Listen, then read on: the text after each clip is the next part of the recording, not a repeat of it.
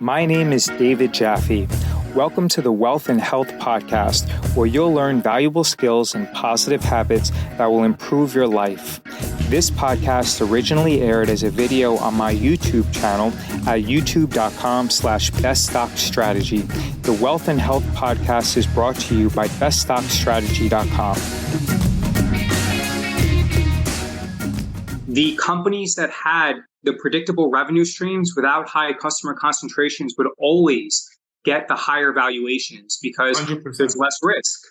If it's predictable, then you're going to get like the 7 to 12 times or 9 to 10 times the LTM EBITDA versus the other companies that are going to get lower multiples.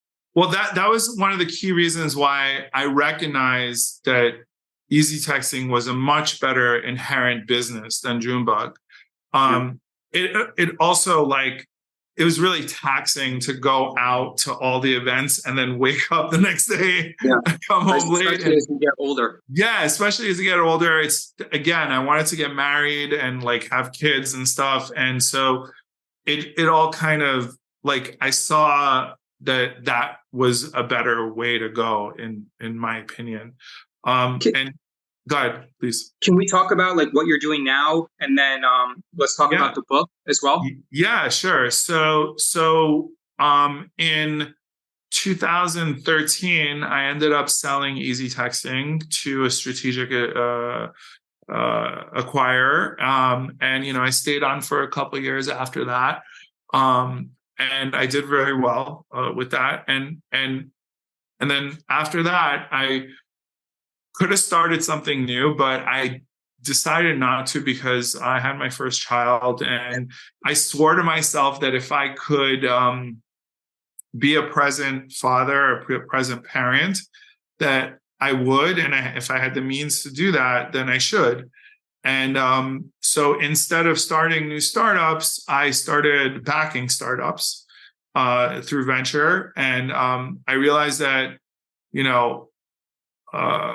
my job would be to help other founders, not just financially by investing in them, but also through helping them emotionally, helping them strategically, advising them, that kind of thing.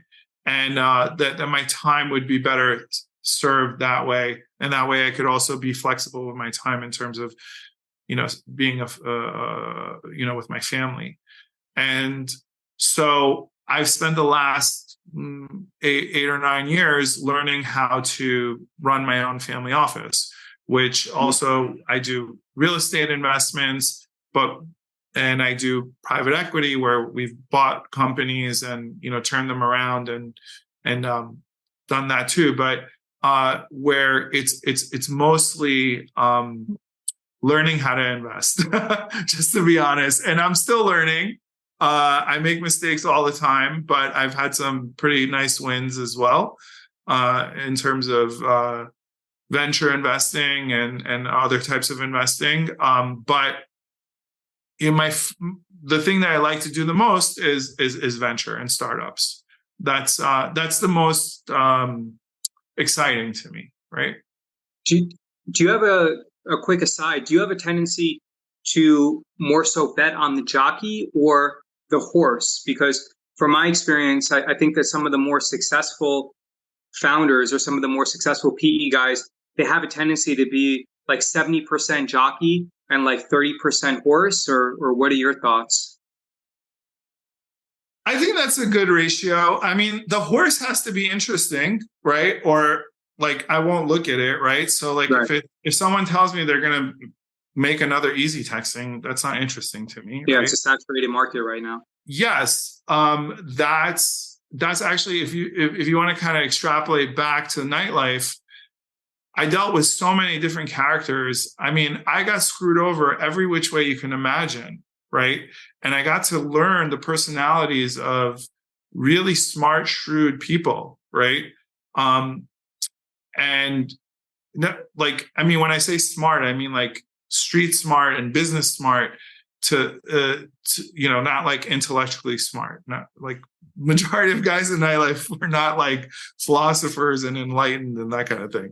But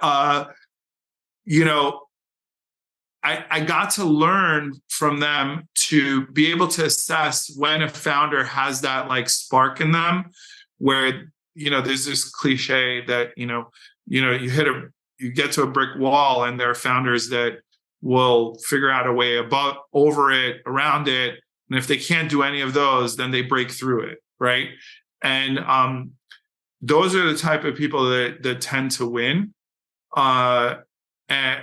And have the tenacity and the chops to be a founder. I mean, I didn't even go into the thousands of times I almost lost my business, right? Literally. Like, it was a game of like how to survive all the time. Once you put one fire out, there was another fire that came. And, business in most parts of it is not just how do you just do this or that, right? Like, it's like, how do you like technically build easy texting, right? It's not rocket science, right? Like it's a SaaS business, like people can do it. It's not just about that. It's about how do you sell it, and then how do you continue the business, and how do you grow it. And that's you need emotional fortitude to do that. It's not just about how smart you are. You have to have the chops to be able to, just like you said, you had rejection after rejection. It takes a certain kind of psychology to be able to, wake up the next day having like really shitty options, right? Right. And not take it personally. And not take it, having really shitty options, knowing that the next day is going to be hard, right? It's not easy. And if you can go through that for long periods of time, for me, it took 8-9 years each time, right? And those are long periods of time. If you can do that, I think, your chances of success are pretty high. Visit beststockstrategy.com and submit your email address to receive valuable free training. Please give this podcast a positive rating and review. If you have any questions, visit beststockstrategy.com and send me a message.